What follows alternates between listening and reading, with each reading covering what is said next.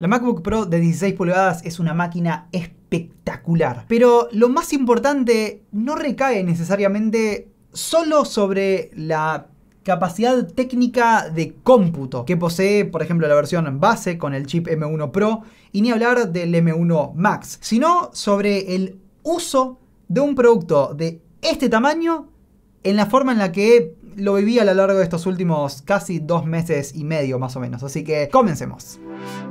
Recuerden que esta laptop vino a través de Glick, un servicio que es muy bueno para traer, por ejemplo, laptops o tablets. Tienen abajo en la descripción no solamente un link a la web y un tutorial paso a paso por si quieren aprender a utilizar el servicio, sino también a una calculadora en la cual pueden colocar ya sea el precio de este producto en la categoría correspondiente y saber exactamente cuánto les va a costar traer esta laptop u otra a Argentina. Y además hay un código de descuento exclusivo para la comunidad Suprapixel del 20% para el costo de envío. Así que una vez más, todo abajo, aprovechen. Si quieren saber un poco acerca de los límites de hasta dónde pueden llevar la configuración de esta máquina en particular, porque hay un límite de $3.000 estadounidenses para el régimen particular y demás, les sugiero que vean nuestro unboxing que dejo linkeado abajo en la descripción, en donde hablo sobre todo esto en mucho más detalle. Ahora sí, vamos a ir parte por parte. Arranquemos por el display. La pantalla de 16 pulgadas, y en realidad lo mismo vale para la de 14 pulgadas, en este caso tiene retroiluminación tipo mini LED. Si no saben a qué me refiero con esto, hicimos un video que también va a estar linkeado donde explicamos bien a fondo cómo es que funciona la tecnología. En muy pocas palabras, en vez de tener una tira de LEDs a los costados o tal vez 4 LEDs grandes detrás de la pantalla, tenemos un montonazo de LEDs muy chiquititos que hacen muchas zonas que se pueden atenuar. Entonces el nivel de contraste que podemos lograr con este display es muy alto. Por ejemplo, si tuviéramos barras arriba y abajo de forma horizontal en este video y lo estamos viendo con esta máquina, las partes en negro se verían como si fuera hasta cierta medida un panel OLED, o sea, en total oscuridad. Ahora, podemos encontrar un poco de blooming, que es cuando como que hay un sangrado de la luz a partir de algo muy fuerte. Por ejemplo, estamos viendo una película con un fondo negro y de repente salen subtítulos en blanco. Y alrededor de esas letras podemos encontrarnos con que hay un brillo que está sobrando y que sin duda no es lo mismo que cuando vemos algo en un panel OLED, por ejemplo en un teléfono. El blooming acá la verdad es que si bien existe únicamente en estos casos extremos lo vamos a encontrar, o sea, texto blanco sobre fondo negro. Y por otro lado nos vamos a encontrar con el efecto bola de golf, cuando nos encontramos con un fondo bien oscuro, casi o directamente negro,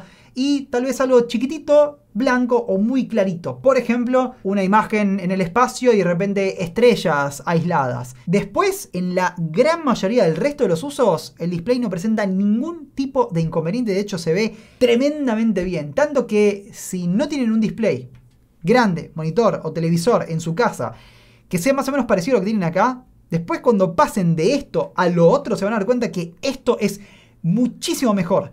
En serio. Y ni hablar de las capacidades de brillo máximo. Presten atención. Gracias a la retroiluminación mini LED, este panel puede llegar hasta un brillo máximo, o sea, el pico de 1600 nits, lo cual es un montón. Pero además puede manejar un brillo sostenido de 1000 nits. Esto hace que la edición de contenido en HDR sea, como dirían nuestros compañeros españoles, una verdadera pasada.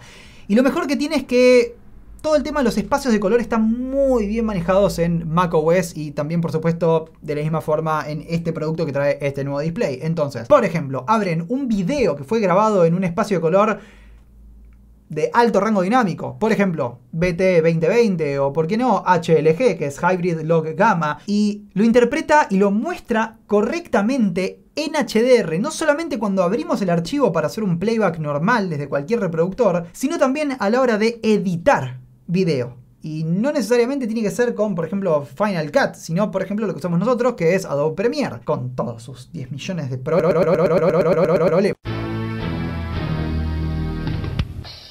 bueno, acá funciona muy bien. Ya voy a llegar igual al tema del rendimiento. Cuando vemos algo en HDR, porque por ejemplo fue grabado en HLG, vamos a ver que lo que se muestra en la ventana de previsualización, que es aquello que nosotros vemos cuando estamos editando, se ve correctamente en HDR en el espacio de color que corresponde. Y no es que el display entero pasa a un modo de HDR en donde de repente la interfaz se ve con, si lo que debería ser un gris oscuro es más clarito porque cambia el modo, sino que si es solo este pedacito de todo este display, listo, es esto en HDR. y el resto no. Y esto para mí es un detalle importante, porque el hecho de que esté bien manejada la posibilidad de utilizar correctamente HDR para producción profesional es sumamente importante. Ahora, hay algunos detalles que tienen que saber acerca del display y su configuración. Del lado del brillo, vamos a encontrarnos con que podemos elegir la tasa de refresco máxima de hasta 60 Hz o directamente pasar a ProMotion, porque este display, más allá de las bondades del HDR, el brillo máximo, también no solamente cuenta con BRR, sino una tasa de refresco máxima de 120 Hz. Es súper fluido todo, tal cual lo que uno puede llegar a esperar. Con respecto al tema del brillo, vamos a encontrarnos con que hay unos presets varios, o sea, HDR video y demás, obviamente lo pone en el espacio de color correspondiente y por supuesto nos deshabilita todo lo que tiene que ver con modificadores como True Tone. Pero, si vemos acá, tenemos un preset que dice Apple Display 500 nits. Y es porque, más allá de si estamos en el preset de XDR, en donde podemos llegar a los 1600 nits como máximo, o en este de 500, el brillo máximo manual para toda la pantalla para contenido SDR, o sea, el de rango dinámico estándar, el que no es HDR, es de 500 nits. O sea, ni siquiera ahí podemos llegar a los 1000 nits. Esto va a ser únicamente cuando tengamos contenido HDR. Aún así, los 500 nits para uso en general, incluso en exteriores hasta cierto punto, está más que bien. Y no pretendo, por lo menos ahora, y ni mucho menos en la primera versión de este display en estas máquinas, encontrarme con 1000 nits sostenidos en batería en brillo máximo constante, porque 1000 nits de toda la pantalla es un montón. Estaría bueno poder acceder a esto de forma manual de cualquier manera, por si por ejemplo estamos abajo del sol y necesitamos más brillo, porque sí. Y la verdad es que sí, es una lástima que esté limitado por software, pero me imagino que acá tuvieron una razón y no creo que lo hayan hecho por capricho.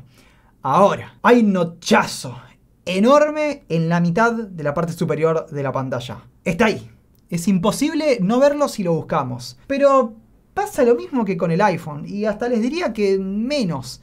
Porque tenemos el resto de la pantalla. Y después de un tiempo de uso, y hasta les diría un día después, uno no se hace problema porque los ojos nunca van a esa parte de la pantalla. Eso no quita que sea un notch gigante y que si lo vamos a buscar vamos a ver que está ahí, y que obviamente hubiera preferido que esto no hubiera existido de esta manera y que hubiera sido mucho más chiquitito. Tal vez en forma de píldora o quién sabe, pero no tenemos tantas cosas ahí adentro como para justificar. Esto es desde mi punto de vista. Ahora, del lado de fabricación y producción puede ser completamente diferente la cosa. Semejante tamaño de cosa. La verdad es que me decepciona un poco que, considerando el tamaño horizontal y vertical de este notch, no tengamos Face ID. Que incluso por el costo de la máquina me parece que hubiera estado muy bueno. O sea, si todo eso hubiera tenido Face ID, listo, ya está. No hay quejas, es como, sí, es enorme, pero Face ID. Igual acá tenemos Touch ID, funciona bárbaro, súper rápido, súper confiable y demás, pero insisto, el notch después de un tiempo, ni un problema. Pasemos a algo que suelo dejar para el final, pero que en realidad es una parte sustancial de la excelente experiencia que tuve con este producto, y es la duración de batería. Si bien era algo esperable, tal cual nos pasó en su momento con las MacBook Air y MacBook Pro con el chip M1, o sea, en las versiones de 13 pulgadas, la verdad es que no es lo mismo usar una máquina con esta potencia y de este tamaño y con este display y encontrarse con que la batería dura una bestialidad. Acá yo no quiero ponerme a decirles sí, encontré que puedo aguantar para uso de navegación a internet y por qué no uso liviano, por ejemplo Photoshop y no mucho más, unas 15 o 16 horas y media de uso continuo, que igual fue más o menos la cifra que pude lograr. En realidad lo que se vive es que podemos estar utilizando la máquina normalmente, y esto es dejando de lado tareas súper intensivas como rendering de video, simulaciones y demás, sin preocuparnos, en una PC de 16 pulgadas. O sea que cuando necesitamos usar la potencia en serio, la podemos usar y aún así la batería va a aguantar. Pero cuando simplemente queremos tener una máquina grande y cómoda para, por ejemplo, ¿por qué no? Algo más básico, que tal vez uno no va a comprarla para solamente esto, pero que obviamente lo va a hacer también. Responder mails o navegar en la web, lo podemos hacer sin andar preocupándonos porque la batería se va a gastar en 2 minutos. Ahora, hay un tema importante que también tienen que saber, y es por eso que quise hacer este review como con cada una de las cosas de experiencia. No es lo mismo la versión con el chip M1 Max y la del M1 Pro. En nuestro caso tenemos la del M1 Pro con 1 TB de SSD y 16 GB de memoria RAM. Esto último no es tan importante como sí lo es el chip. Si lo que buscan es la máxima duración de batería, que es la experiencia que les estoy contando acá, tienen que sí o sí comprar la versión con el M1 Pro. Porque la del Max, por más que sea más potente, cuando necesitamos esa potencia, tenemos esa capacidad, también consume más. La gente de The Verge se acercó a Apple y les respondieron que efectivamente, a pesar de, por ejemplo, estar en reposo la máquina, o sea, no suspendida, sino, por ejemplo, como la tengo ahora, encendida con el display así nomás, pero haciendo nada de fondo, hasta cierto punto, consume más. Y consume bastante más. Tanto en la versión de 14 como en la de 16. Tengan en cuenta que la de 14 y la de 16 con el M1 Pro tienen una duración de batería promedio con uso normal entre 14 y 16 horas, pero más tirando para 15 y 16. Ahora, las que tienen el M1 Max están mucho más cerca de las 10 horas. O sea, hay casi 5 o 6 horas de diferencia, lo cual es una bestialidad, especialmente si su trabajo es principalmente móvil. Ahora, 10 horas para semejante capacidad igual está muy bien. Pero acá hay otro tema más y tiene que ver con la carga rápida. Primero y principal, todos los puertos USB tipo C permiten carga del producto. Ya sea, si utilizamos una fuente no oficial de 10 watts, puede cargar, solamente que va a tardar 100 millones de horas. Como si utilizamos un cargador con certificación de Power Delivery. Y también el que viene dentro de la caja, dependiendo de la versión, si es el de 96 o el de 140 watts. Pero, si revisamos bien lo que dice Apple con respecto a la carga rápida en su web, oficialmente, más allá de poder cargarla hasta un 50% en 30 minutos, lo cual es verdadero, tenemos que ver qué utilizamos. Porque carga rápida para la versión de 16 pulgadas es únicamente cuando utilizamos el cargador, o sea, la fuente de 140 watts. Y esto no habla acerca de ninguna de la carga a través de los puertos. En definitiva, más allá de esto, la duración de batería es absolutamente increíble. Por el display, por el tamaño, es totalmente anormal encontrarse con una laptop de 16 pulgadas cuya batería le dure tanto. Y que no solo esto, sino que el desempeño sea prácticamente, sino el mismo, por lo menos como uno lo puede percibir cuando la tiene conectada a la pared mediante una fuente, como cuando está suelta. Es tremendo. Lo que importa realmente es que en el día a día la desconectan, se la llevan a la mesa que tienen enfrente porque tienen que mostrar algo y no tienen que andar, por ejemplo, cambiando la resolución de playback en su editor de video favorito, o teniendo que guardar por las dudas en Photoshop porque les va a crashear, porque la máquina, si no la tienen conectada, no rinde de la misma forma. Esto es realmente impresionante. Es el cómo se vive en el día a día una máquina de este tamaño y con estas características. Obviamente no iba a dejar de hablar acerca del cable. Y sí, voy a hablar acerca del cable en sí, no necesariamente solo sobre la conexión. MagSafe es un excelente cable. Más allá de que no hay un buen guardacables, como verán, es fácil de romper, porque si no lo cuidan eventualmente seguro que se va a romper. Está mallado y tiene una caída hermosa. O sea, es fácil de enrollar, no se pega, no es un cable pegajoso. Miren lo fácil que cae, no tiene memoria. Es un cable que ojalá tuviéramos en productos de audio. Con esto les digo todo. Y bueno, sí, la conexión es súper segura. O sea, es cuestión de acercarlo y encajarlo ahí y ya está. Y tiene tanta fuerza de adhesión magnética que cuando lo tiramos en este sentido no es tan fácil de desconectar. ¿Cómo es que tenemos que desconectarla? Haciendo así. Lamentablemente este modo de desconexión hace que eventualmente terminemos por rayar el costado de la PC, pero según mi experiencia con los AirPods Max, que al día de hoy siguen impecables, por más que cada vez que lo sacamos del sostén, estuche, como le quieran decir, se golpean. Yo no sé si es la aleación, la terminación o cuál es el nivel de dureza que están logrando con el aluminio que están utilizando para el chasis de este producto, pero como que no tiene problemas contra rayas, al menos con los propios materiales que está utilizando Apple acá. No quita que se agarran un cuchillo y le pasan por arriba de la tapa, seguramente lo rayen, pero esto, por más que no me encante, sirve para el propósito al cual está diseñado. Es más, es muy probable que en vez de desconectarse la máquina de acá, se caiga la fuente de donde la tengan conectada, si le pegan una patada o se enganchan con el cable. Y por las dudas aclaro, la razón por la cual Apple está utilizando acá el MagSafe no es solamente un uy, qué bueno, tenés una conexión magnética que la acercás y funciona y está todo bien, encima es reversible, sino que el estándar actual de Power Delivery no puede bancar estos 140 watts de carga rápida como máximo, o sea, están limitados. Y tienen que sí o sí utilizar un puerto como estos. Y ya que estamos, les cuento que a la izquierda tenemos el conector MagSafe, dos USB tipo C, después uno de 3,5 milímetros que ellos llaman Pro, y es porque el amplificador puede supuestamente bancar auriculares de alta impedancia. Ahora voy a llegar a esto. En la parte de la derecha tenemos un HDMI que lamentablemente no es 2.1, sino, entiendo, 2.0B. Otro USB tipo C y además un lector de tarjetas SD tipo grande. O sea, no es micro y que encima es UHS 2. Es decir, esta MacBook Pro finalmente tiene una selección de puertos que es mucho más lógica para uso profesional. Lo que me falta es al menos un USB tipo A. Entiendo por qué no lo pusieron, pero me parece que a pesar del empuje que tiene Apple con respecto a USB tipo C, creo que todavía no estamos en el momento en el cual todo fue reemplazado desde el A al C y me hubiera gustado tener uno acá al costado. Pero bueno, es un tema menor. Sobre el diseño y la construcción, impecable. La verdad es que no esperaba nada menos y cumplieron en absolutamente todo. Las terminaciones están espectacularmente bien terminadas, todos los bordes están bien torneados como corresponde, hasta los detalles más finos, está todo muy bien. O sea, esto ya pasaba antes y acá sigue siendo un producto recontra premium que no solamente se desempeña como uno, sino también que se lo siente a la mano constantemente.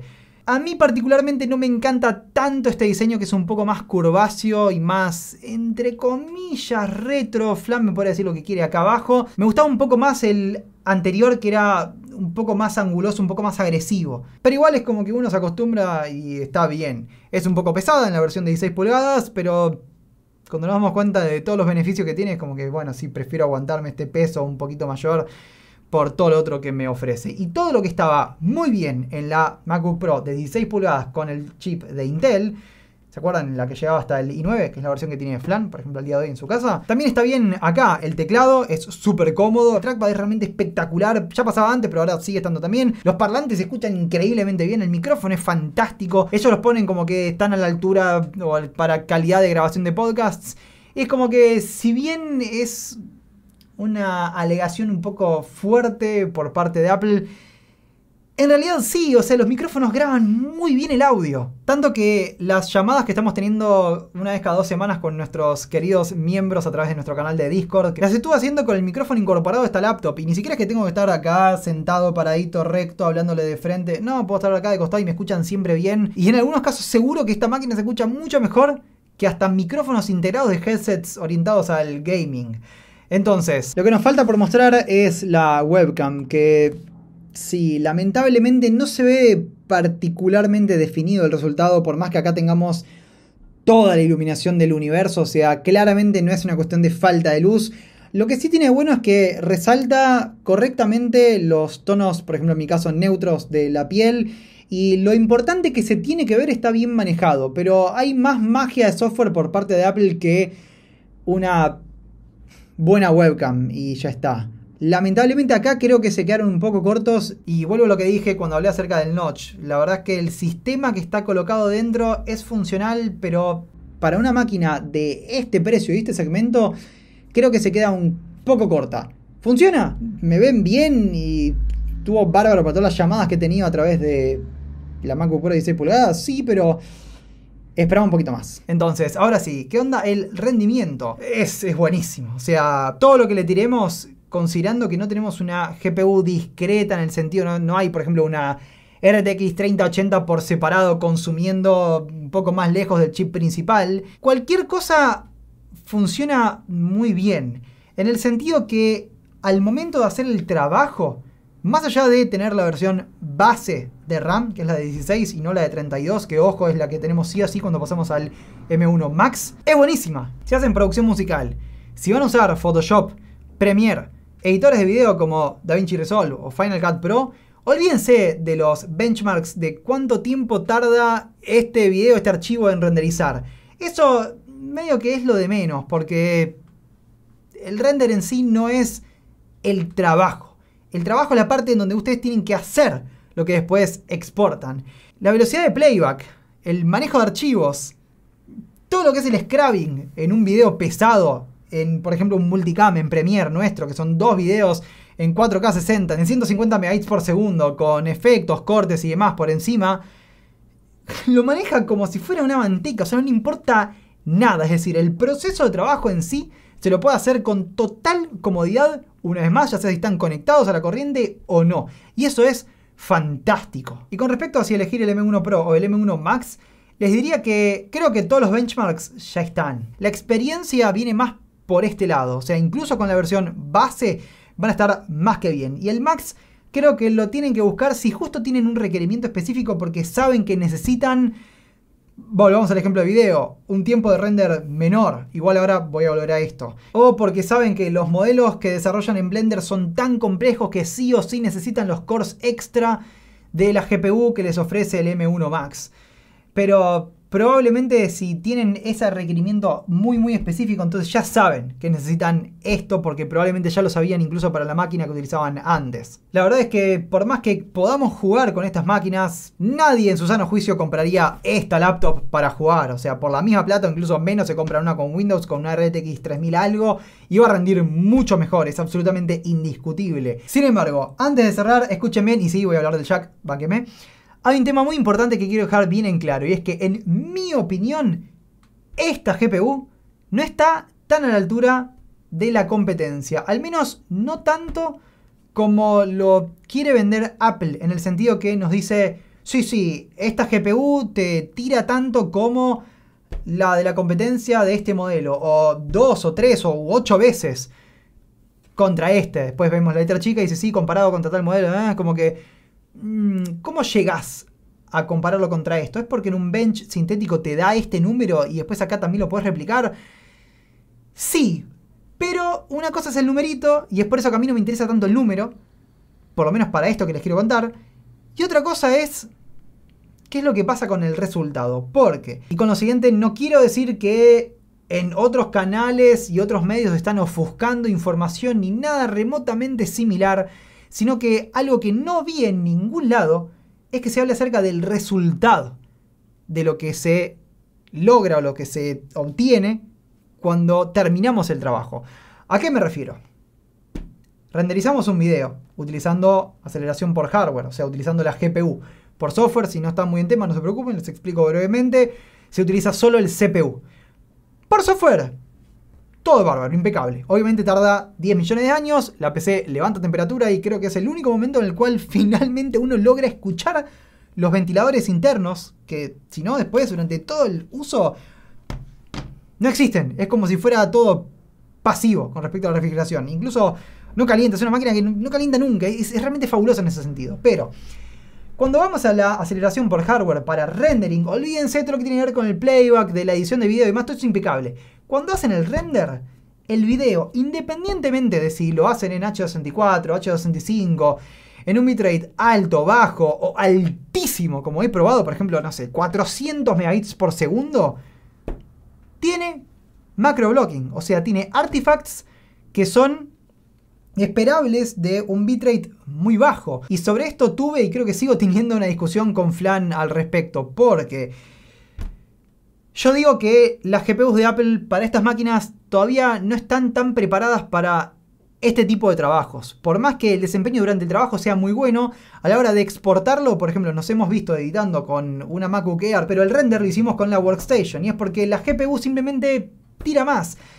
Y, en mi opinión, este problema que nos encontramos de macro blocking, que es como píxeles grandotes que aparecen cuando hay un cambio de escena en donde se pasa de una información a mucha información distinta. Y lo mismo que pasa cuando utilizamos, por ejemplo, rendering a través de QuickSync, que es una tecnología propietaria de Intel que podemos utilizar a través de las GPUs integradas de sus chips. Entonces, pasa exactamente lo mismo. Lo puedo repetir en las laptops que tienen QuickSync, lo puedo repetir en las laptops que tienen estos chips, con el M1 y el M1 Pro. Y esto es, una vez más, independientemente de si le subo el bitrate. O sea, generalmente la solución mágica a esto es subir el bitrate tanto que a la hora de procesar la escena no se tenga que trabajar tanto del lado de encoding para que la escena no sea tan complicada y haya macro blocking. Pero bueno, en mi opinión, por ejemplo, el NVENC, o sea, el encoder que está por separado en las placas de Nvidia hace ya unas cuantas generaciones, es muy superior, y no solamente en bitrates bajos, sino en cómo procesa la información, que es lo que tenemos acá. Flan dice por su parte que en realidad esto no puede ser, que debe haber algo que no está tan bien con respecto al software, porque hay muchos profesionales de la industria que utilizan software de edición y que les va bien y nunca hablaron acerca de esto. El tema es que justamente nunca vi que hayan mostrado el resultado. Y de hecho, después de buscar bastante en internet, en Reddit, en foros, incluso el foro de Adobe y demás, me encuentro con que hay mucha gente que tiene exactamente el mismo problema y que incluso probó las mismas cosas que probé yo. Entonces concluyo por una cuestión empírica que efectivamente estas máquinas al día de hoy no están realmente aptas para hacer este tipo de trabajos. ¿Cuándo fue que no me encontré con macroblocking? Cuando utilicé un preset que viene preconfigurado en Adobe en creo que 40 megabits por segundo para Premiere. Y dije, no puede ser. O sea, el hecho de que yo no pueda elegir los valores a discreción realmente es rarísimo. Si es una cuestión de Apple con el hardware, si es una cuestión de Apple con el software, o por qué no, de quien desarrolla el software de terceros, por ejemplo, Adobe, no lo sé. Lo que les puedo decir es que al día de hoy esto funciona así. Y para mí eso es lo importante porque independientemente de lo que nos diga esta o la otra empresa, es lo que obtenemos. Hasta acá esto, no puedo decirles mucho más. O sea, yo no compraría estas máquinas para rendering de video todo el tiempo, a menos que tengan el tiempo y la paciencia de hacerlo por software constantemente. Por el mismo dinero, una laptop con Windows, por más que la experiencia de software con el trackpad y demás no sea sin duda la misma, y ni hablar del panel que viene integrado y demás, que igual de a poquito lo vamos a ir encontrando en PC con Windows, ojalá. Y sí, el resultado ahí va a ser mucho mejor, así que elijan lo que les parezca. Por último, el jack. La verdad es que nosotros en la oficina no tenemos ningunos auriculares con una impedancia de 600 ohms en 1 kHz, ni de 300 más abajo, más arriba o lo que sea.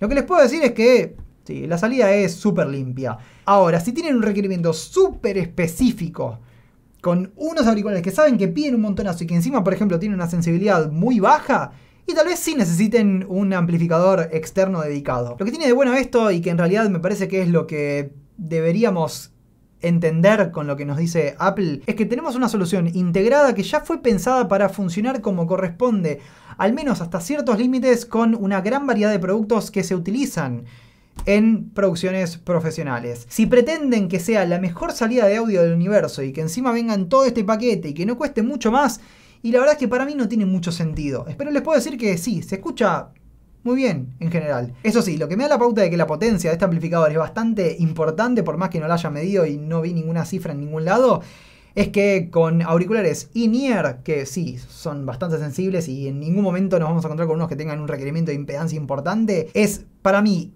casi imposible pasar desde la primera barrita de volumen. Tanto que fui a buscar un comando que es Command Shift y después las teclas de volumen para hacer un ajuste más fino, porque, por ejemplo, el máximo al cual pude llegar fue el 12%. Así que sí, tienen para tirar para arriba. Por lo tanto, para cerrar este análisis súper largo y denso, les puedo decir que sin duda este producto es espectacular. Solamente tienen que saber específicamente para qué lo quieren. O sea, ¿es una máquina totalmente excesiva para responder mails? Sí. Es súper cómoda y la batería encima dura un montonazo y el display es fantástico. Tal vez no sea la mejor elección. Si tienen el dinero, bueno, allá ustedes, cómprenla, lo van a pasar bárbaro. Pero bueno, teniendo en cuenta estas otras salvedades con respecto a esto último que dije, y tal vez tengan que tener bien en cuenta esto si es que van a hacer una inversión en un producto como este para dentro de unos cuantos años. No sé y tampoco les puedo prometer que en siguientes generaciones esto vaya a estar completamente resuelto. Espero que sí. Yo no soy Apple, no sé qué es lo que van a hacer, no sabemos cuándo van a sacar un supuesto M2 ni un M1X Ultra Pro Max. ¿Quién sabe? La verdad es que la experiencia aún así es realmente fantástica y no puedo dejar de decirles que es un productazo con todas las palabras. Así que hasta acá con nuestro análisis súper denso de la MacBook Pro con el chip M1, en este caso 16 pulgadas. Como siempre saben que los leo abajo en los comentarios y por supuesto quedamos todos esperando el video review de Flan, a ver qué es lo que nos cuenta con respecto al software. Soy Nicolás Fishman y nos vemos en próximos videos.